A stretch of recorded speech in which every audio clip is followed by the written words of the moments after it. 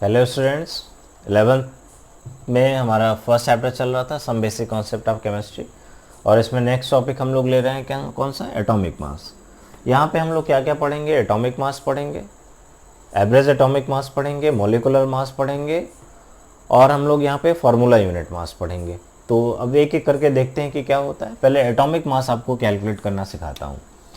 Atomic mass क्या होता है, सिंपली याद कर लेंगे कि मास ऑफ वन एटम। एक एटम का जो मास आता है उसी को क्या बोलते हैं, एटॉमिक मास बोलते हैं। ठीक है। और एटॉमिक मास के लिए प्रेजेंट टाइम में एटॉमिक मास के लिए जो स्टैंडर्ड है वो बनाया गया है कार्बन के C12 आइसोटोप को। C12 आइसोटोप को, कार्बन का जो C12 आइसोटोप होता है इसके मास को असाइन किया जाता है कितना, 12 AMU, 12 एटॉमिक मास यूनिट। और जितने भी एटम हैं सभी का मास इसी एटॉमिक मास से, कार्बन के C12 आइसोटोप के एटॉमिक मास से कंपेयर करके निकाला जाता है। इसी वजह से उसे रिलेटिव एटॉमिक मास कहा जाता है। मतलब अगर हेडिंग हम यहाँ पे डालें रिलेटिव एटॉमिक मास तो गलत नहीं होगा। तो इतना याद रखेंगे कि कार्बन के C12 आइसोटोप को स्टैंडर्ड मानते हैं और इसका जो मास सपोज किया जाता है वो है कितना, 12 एटॉमिक मास यूनिट। अब देखेंगे कि ये नंबर आया कैसे। ठीक है, कार्बन का एटॉमिक मास कैसे 12 AMU आया, ऑक्सीजन का एटॉमिक मास कैसे 16 AMU आएगा, तो ये हम कैलकुलेट कैसे करते हैं इसको देखते हैं। अब देखिए, अगर कार्बन की बात करें तो आप जानते हैं कि इसका एटॉमिक नंबर 6 होता है। अगर इलेक्ट्रॉनिक कन्फिग्रेशन लिखोगे तो 2 4 आएगा, इतना जानते हो आप। यानी 9th में इसका स्ट्रक्चर भी बनाते थे, ऐसे बनाते थे कि प्रोटॉन 6 है और इसमें न्यूट्रॉन कितने हैं, 6 हैं। न्यूक्लियस में जानते थे प्रोटॉन और न्यूट्रॉन होता है और इसके बाहर जो सेल्स होती हैं उसमें इलेक्ट्रॉन होते हैं। देखिए फर्स्ट सेल में कितने इलेक्ट्रॉन हैं, 2, और सेकंड सेल में कितने इलेक्ट्रॉन हैं, 4। तो देखिए यहाँ पे 4 इलेक्ट्रॉन ऐसे दिखाए हैं, ऐसे करते थे। अब आप जानते हो कि प्रोटॉन का मास, न्यूट्रॉन का मास और इलेक्ट्रॉन का मास, इन तीनों के मास को सम कर दें तो क्या आ जाएगा, कार्बन का मास आ जाएगा। ये तो पता होगा आपको। अब देखिए यहाँ पे मास, अगर हमें कार्बन का मास निकालना है तो हम कर रहे हैं mass of one atom of carbon, one atom of carbon. Carbon के एक एटम का मास कितना आएगा बोलो, 6 into mass of proton plus 6 into mass of neutron plus 6 into mass of electron. कर सकते हैं, इन सब को सम कर देंगे तो क्या आ जाएगा, एटॉमिक मास ऑफ कार्बन आ जाएगा। अब आपको प्रोटॉन का मास पता होगा, मास ऑफ प्रोटॉन कितना होता है, 1.672 इंटू 10⁻24 ग्राम। ठीक है। और न्यूट्रॉन का मास भी इसी के बराबर होता है, 1.674 इंटू 10⁻24 ग्राम। न्यूट्रॉन जो होता है प्रोटॉन से थोड़ा सा भारी होता है, लेकिन देखिए यहाँ पे 2 है, यहाँ पे 4 है, बहुत ज़रा सा अंतर होता है। इस वजह से अप्रॉक्स दोनों को यहाँ पे बराबर ही लेके चलेंगे, लगभग बराबर ही होता है। और यही जो वैल्यू होती है वही कितने के बराबर होती है, 1 AMU के, 1 AMU के बराबर होती है। 1.672 इंटू 10⁻24 कितने के बराबर होता है, 1 AMU के। तो ये दोनों कितने के बराबर हो गया, 1 AMU के। हम इसको भी कह सकते हैं कि ये भी 1 AMU के बराबर होगा। और मास ऑफ इलेक्ट्रॉन जो होता है कितना होता है, 9.109 इंटू 10⁻31 kg। और ग्राम में रिप्रेजेंट करोगे तो कितना होगा, -27 ग्राम। अब एक चीज़ देख रहे हो कि इलेक्ट्रॉन के मास में -27 है, यहाँ देखिए -24 है। तो जो इलेक्ट्रॉन का मास होता है वो प्रोटॉन के मास से लगभग 2000 गुना कम होता है। इसी वजह से इलेक्ट्रॉन के मास को यहाँ नेग्लेक्ट कर देते हैं, तो इसको यहाँ से हटा देते हैं। तो मतलब हमें अगर ऐड करना होगा तो हम क्या क्या करेंगे, mass of proton plus mass of neutron. और अभी बताया कि ये दोनों बराबर हैं, ये दोनों वैल्यू क्या है, बराबर है। तो यहाँ पे अगर हम ऐसे लिखना चाहें तो लिख सकते हैं ना, अगर ये दोनों बराबर हो जाएं तो दोनों ऐड हो जाएंगे तो कितना हो जाएगा, 6 और 6 12 हो जाएगा। और मास कितना है प्रोटॉन या न्यूट्रॉन का, 1.672 इंटू 10⁻24, यही है ना। और यही इतना कितने के बराबर होता है बोलो, 1 AMU के बराबर होता है। यानी यहाँ पे हम लिख सकते हैं इसको कितना, 12 इंटू 1 AMU, ऐसे लिख सकते हैं, या सीधे सीधे लिख दें 12 AMU, कोई दिक्कत है। ये क्या आ गया 12 AMU बताओ, mass of one atom of carbon. Carbon के एक एटम का मास कितना आ गया 12 AMU। ये कौन से कार्बन का मास हम लोग कैलकुलेट कर रहे हैं C12 आइसोटोप का। तो देखो यहाँ पे बताया था कि इसको स्टैंडर्ड में क्या माना गया था, C12 आइसोटोप को स्टैंडर्ड माना गया था और इसका मास क्या बताया गया 12 AMU। तो देखो 12 AMU कैसे आया था, आ गया समझ में। अब कोई दिक्कत तो नहीं है कि कार्बन के एक एटम का मास कितना होता है बेटा 12 AMU एटॉमिक मास यूनिट। और एटॉमिक मास यूनिट को आजकल रिप्लेस करके यूनिफाइड मास कहते हैं, यू से रिप्रेजेंट करते हैं। तो ये आ गया 12 AMU। कोई दिक्कत है इसमें, वो तो बताओ, आ रहा है समझ में। अब देखो 1 AMU कितने के बराबर होगा, यहीं से निकालते हैं 1 AMU कितने के बराबर होगा। ठीक है, अभी आपने देखा कि हमने लिखा कि 12 इंटू, इसी को ऐसे लिखा था कि 12 इंटू 1 AMU, ऐसे लिखा था ना। तो अगर 1 AMU यहाँ से निकालना चाहें तो क्या हम ऐसे कह सकते हैं कि 1 AMU इज इक्वल टू क्या हो जाएगा, बोलो 1/12। इस 12 को इधर भेजोगे तो 1 में आएगा ना, 1/12 mass of 1 atom of carbon, 1 atom of carbon. मतलब कार्बन के एक एटम के मास का 1/12 पोर्शन कर दो तो वही क्या होगा 1 AMU के बराबर होगा। अब अपनी बुक में खोलना और एनसीईआरटी या कोई भी बुक खोल के वहाँ पे 1 AMU की डेफिनेशन देखना, तो लिखा होगा 1 AMU is exactly equal to 1/12 the mass of the 1 atom of carbon. अब तो डेफिनेशन याद करने की जरूरत नहीं पड़ेगी, 1 AMU की डेफिनेशन अपने आप याद हो गई। क्या हो गया 1 AMU is equal to 1/12 the mass of the 1 atom of carbon. Carbon के एक एटम का मास कितना आ गया बताओ 12 AMU। ठीक है, और 1 AMU की भी डेफिनेशन आ गई। कोई दिक्कत है यार। अब देखो ये तो कार्बन के एक एटम का मास आ गया। अब अगर हम यहीं पे आपको एक बात और बता दें, हमने कहा था आपसे कि हम एक बात और बताएंगे आपको ग्राम एटॉमिक मास का, ग्राम एटॉमिक मास बताएंगे।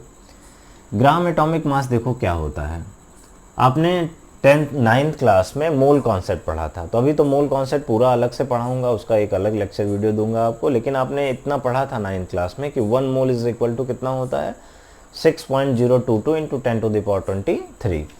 तो अगर हम यहाँ पे निकालना चाहें मास ऑफ 1 मोल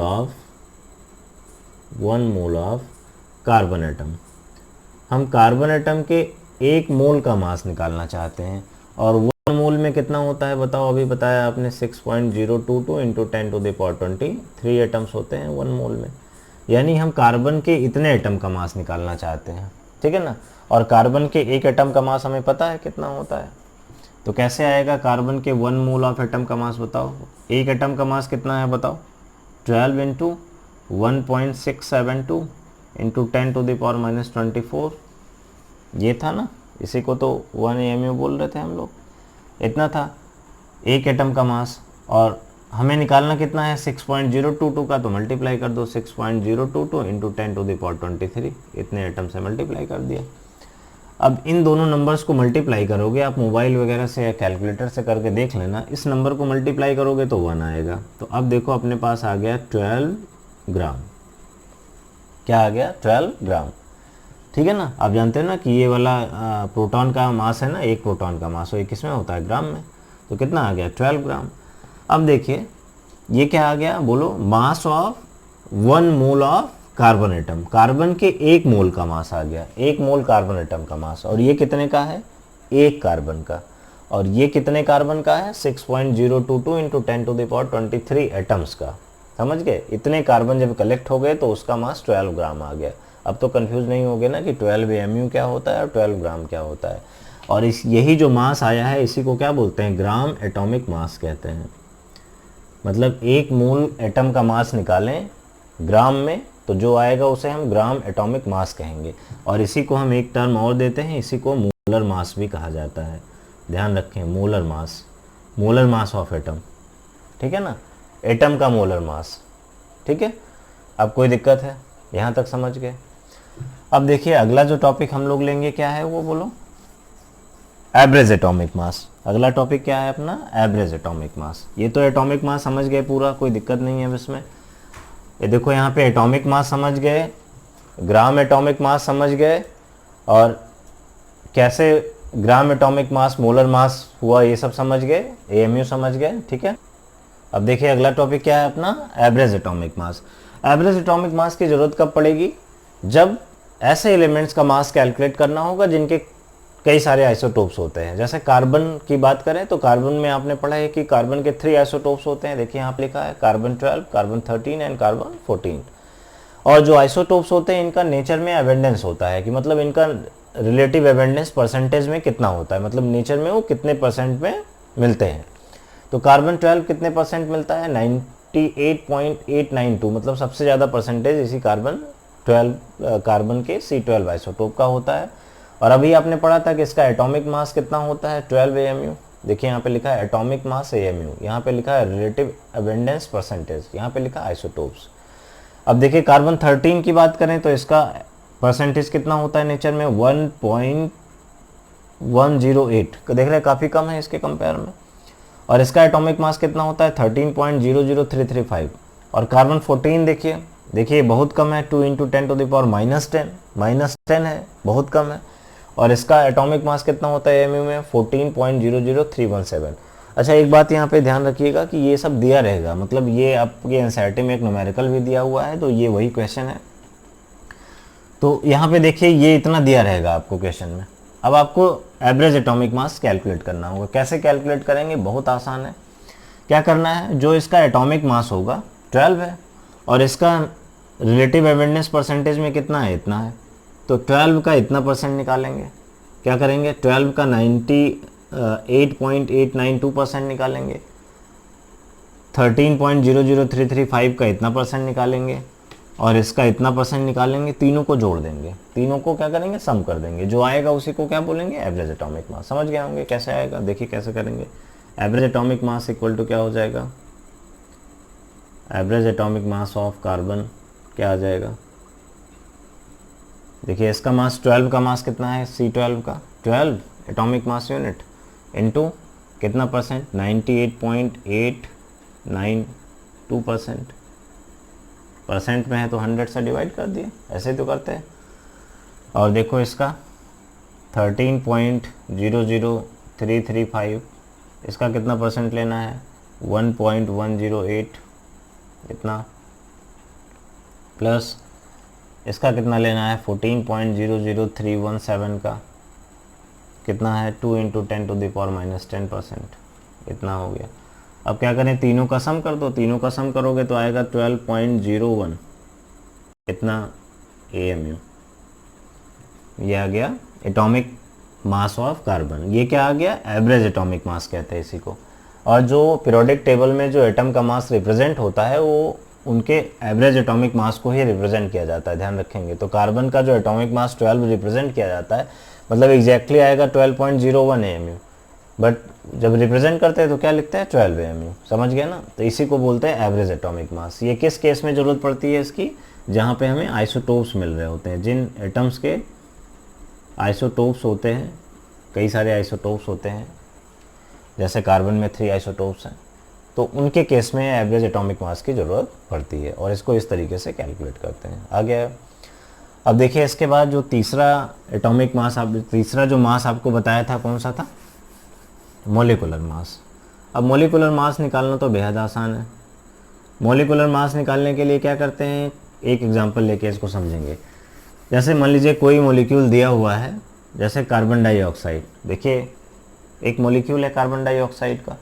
अब इसका अगर हमें मास निकालना होगा तो हम क्या करेंगे, जितने एटम हैं इसमें, देखिए एक एटम है कार्बन और यहाँ पे देखिए 2 एटम हैं ऑक्सीजन के, तो हम क्या करेंगे, mass of 1 atom of carbon plus mass of 1 atom of oxygen into 2। क्या कह रहे हैं, mass of 1 atom of carbon plus mass of 1 atom of oxygen. और यहाँ देखिए O2 लिखा है तो मतलब 2 एटम है तो 2 से मल्टीप्लाई कर दीजिए, इसी का सम निकाल दीजिए। अब देखिए अभी पढ़ाया आपको कि कार्बन के एक एटम का मास कितना होता है 12 AMU, पढ़ा आपने। और ऑक्सीजन के एक एटम का मास कितना होगा 16 AMU, और 2 ऑक्सीजन के एटम है तो 2 से मल्टीप्लाई कर दीजिए, तो कितना हो जाएगा 12 प्लस 32, यानी कितना आ गया 44 AMU।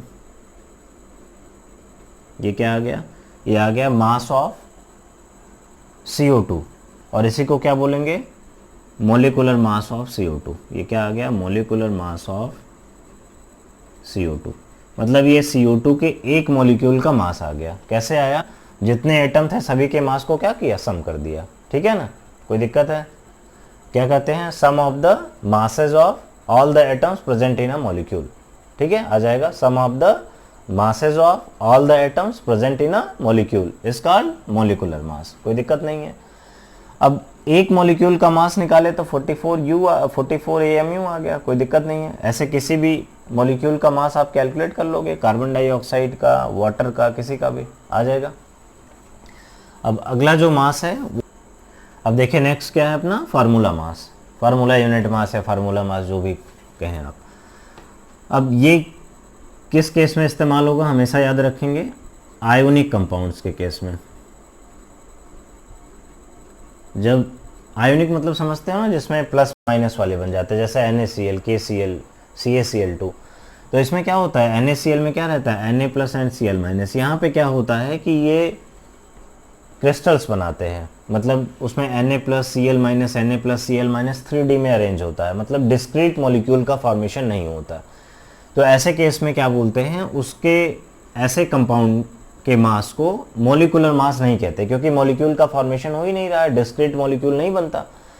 तो ऐसे कंपाउंड के मास को जब कैलकुलेट करते हैं, मतलब आयोनिक कंपाउंड के मास को जब कैलकुलेट करते हैं, तो उसी मास को क्या बोलते हैं, फार्मूला मास बोलते हैं। ठीक है ना, उसी मास को क्या बोलते हैं, फार्मूला मास। ठीक है, अब जैसे NaCl का मास कैलकुलेट करें अगर, तो क्या करेंगे कि mass of sodium, mass of 1 atom of sodium plus mass of 1 atom of chlorine, दोनों के मास को सम कर देंगे।